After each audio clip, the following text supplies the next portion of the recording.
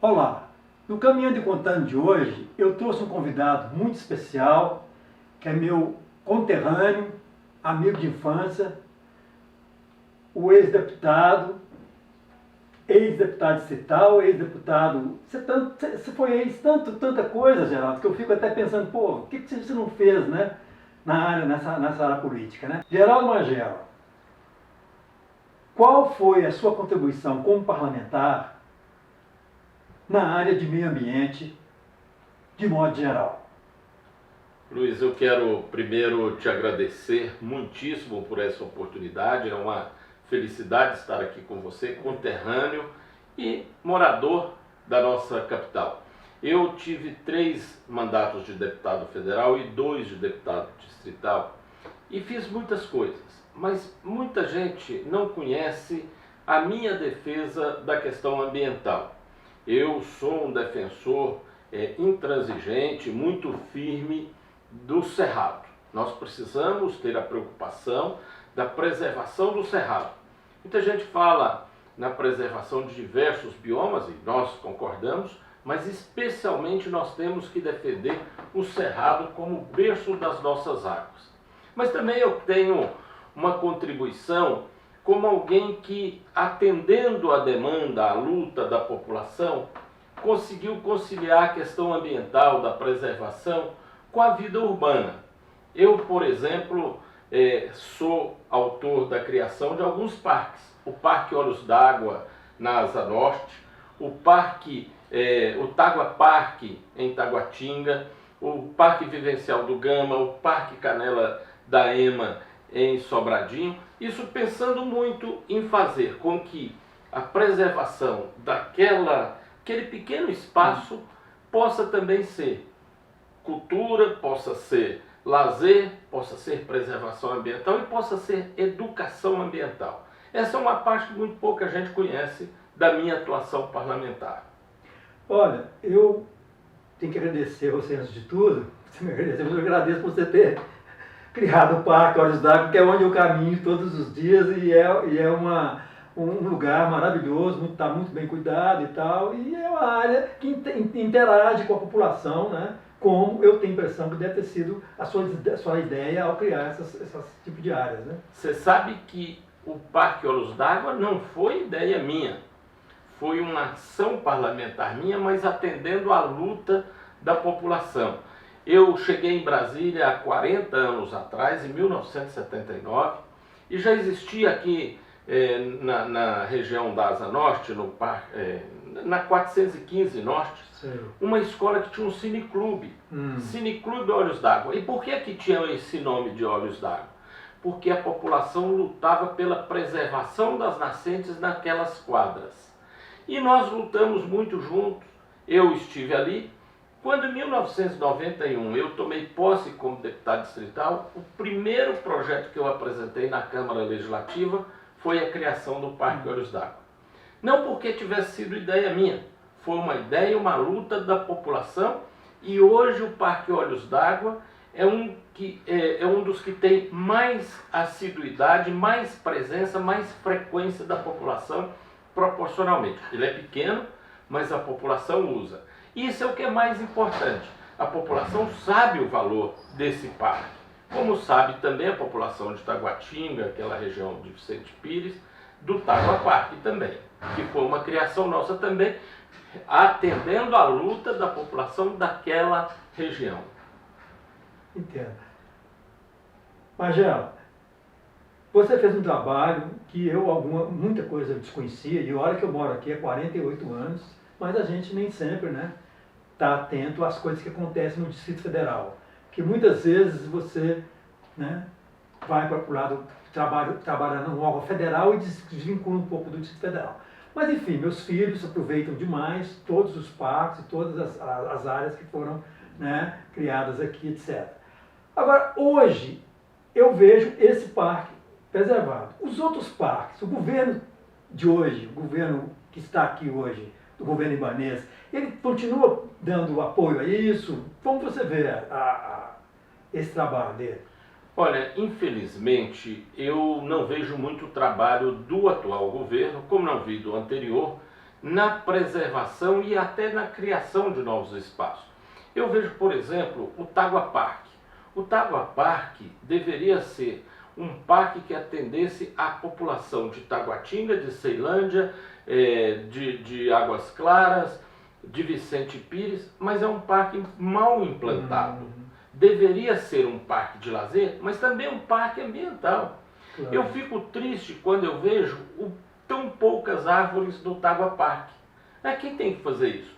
A população pode fazer junto com o governo, mas o governo tem que ser o articulador, tem que ser aquele que agiliza, que coordena, que faz a proposta de trabalho. A população até ajuda. Quando é na questão ambiental, a população sempre é aliada. A população não se omite, mas o governo tem que fazer a sua parte. Infelizmente não está fazendo. Eu acho que é preciso chamar a população para pressionar o governo. Agora, por exemplo, há um movimento aqui em Brasília de uma entidade que vai plantar no dia 8 de dezembro 1 milhão de mudas de árvores no Distrito Federal.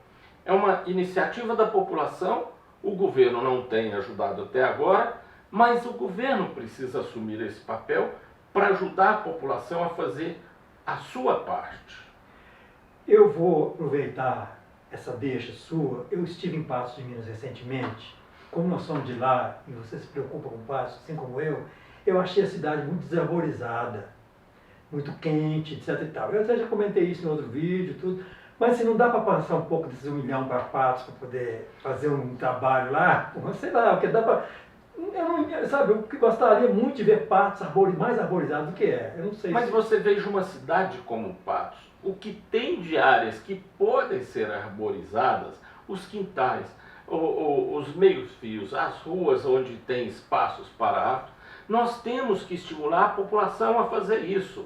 O cidadão precisa ser um cidadão ambiental. Nós estamos num mundo onde as iniciativas das pessoas, quando para o bem social, são muito bem-vindas, muito bem recebidas. Eu acho que a população precisa cobrar do governo, mas também não precisa achar que só o governo é que pode fazer.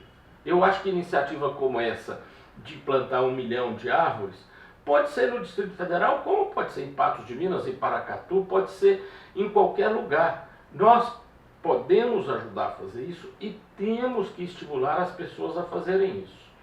Quando você fala nisso, eu lembro muito do Movimento Cidadania pelas Águas, um movimento que eu coordenei no Ministério do Meio Ambiente, há alguns anos atrás. Eu trabalhei com mobilização social, que era um tema levado por um sociólogo colombiano que trabalhou com isso em Medellín, pra você ter uma ideia, no cartel lá dentro, um cartel de Medellín, na Colômbia, e ele trabalhou com isso, e ele conseguiu muito que a população fizesse a parte dela, se mobilizando, né? Porque o governo pode muito, como você disse, mas ele não pode tudo.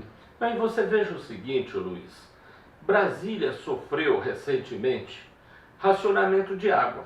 Isso. Se nós não cuidarmos da nossa água, quem vai cuidar? Às vezes as pessoas acham que os políticos são responsáveis por tudo de ruim que existe. Mas a gente tem que também perguntar o que eu estou fazendo como cidadão. E nós precisamos fazer uma grande mobilização aqui pela preservação do Cerrado, pela preservação das nossas nascentes, pela água que nós espalhamos pelo Brasil saindo do Cerrado. Então eu acho que é preciso cobrar do governo, mas a gente tem que assumir a responsabilidade que nós como cidadãos, às vezes um pequeno ato, um ato simples de abrir uma cova, de colocar um adubo e colocar uma planta, essa planta pode dar frutos, dar flores e, sobretudo, preservar a vida. Então a gente tem que fazer esse papel. Eu acho que a gente fica muito dependente do poder público. E nós temos que fazer nossa parte. É óbvio que nós pagamos nossos impostos, mas nós temos a mania de cuidar do portão da nossa casa para dentro. Do portão da nossa casa para fora é público. E o público no Brasil é entendido muito como assim, problema do governo. E não é isso, né, Geraldo? Você veja o seguinte, você disse muito bem. Quando a população mobiliza e vai atrás dos seus direitos e força o governo, cobra do governo, dá certo. Nós começamos a conversa aqui falando do Parque Olhos d'Água. O Parque Olhos d'Água, se dependesse só do governo, só de quem estava gerenciando o Estado, teriam sido construídos ali centenas de apartamentos e nós não teríamos um parque. Mas a população se mobilizou, defendeu e cobrou do governo. Também lá em Taguatinga, quando a gente fala no Taguaparque, se a população não tivesse mobilizado e cobrado, eu só apresentei o projeto porque a população me cobrou que fizesse isso. O governo só implantou o parque porque a população cobrou que se fizesse isso. Se a população não tivesse feito isso, hoje estaria lá o Pistão Norte cheio de vendas locais de carros para serem vendidos, cheio de comércio, e não estaria para a população ter lazer, ter cultura e ter uma boa relação com o meio ambiente. Portanto, cada um na sociedade tem que cumprir o seu papel. Os políticos têm que ser honestos e atenderem a população e serem bons gestores. Mas a sociedade tem que cumprir o seu papel de propor, de cobrar e de exigir. E também de construir junto com o governo quando for possível. Geraldo, eu vou agradecer esse pouco tempo que você pôde me conceder aqui, com prazer sempre, mas eu gostaria muito que você se comprometer comigo aqui no ar, de voltar aqui para falar de outros temas, porque você tem uma grande vantagem que a gente, né, você tem uma vida parlamentar, uma vida, né, pública muito dedicada. Você está aqui, você veio de Patos para cá, você já praticamente já entrou na política direto, né? Assim como outros de Patos de Minas também, né? Outras pessoas que são amigos nossos e tal. Mas eu gostaria muito que você pudesse vir falar aqui, e eu vou te dar um próximo tema para você ir pensando. Educação. Eu quero até, ao te agradecer, dizer que é uma felicidade minha estar aqui com você, mas a melhor forma de você me agradecer é permitir que eu volte aqui e que possa falar novamente sobre outros assuntos. Você sabe por quê, Luiz? Há uma coisa que é muito interessante. Os políticos estão com uma imagem absolutamente manchada. É verdade. Há muita razão nisso, mas também há muita manipulação.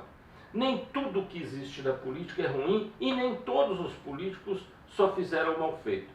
Então é preciso que a gente tenha a oportunidade de mostrar aquilo de positivo que a gente fez. E você me permitiu isso aqui hoje, mas eu quero ter outras oportunidades. Então, meu amigo Magela, Geraldo Magela, irmão do meu grande amigo, que eu entrevistei aqui também, o Wilson Pereira. Com muita honra, com muita honra. Grande poeta. Eu gostaria de já te agradecer a sua presença aqui, mas eu acho que nós, pessoas como nós, que somos pessoas que já trabalhamos na área pública, eu trabalhei em serviço público, e você que foi tantas vezes parlamentar, que a gente volte sempre para informar, para passar essas informações para esse público, que eles precisam de entender algumas coisas, porque a cognição hoje, a falta de entendimento, né, que graça nesse país, Magela, é muito grande. Então, nós temos que fazer esse papel. Agradeço e vou continuar sempre contando com a sua presença aqui, para a gente poder falar do que é importante para o nosso povo do Brasil. Obrigado.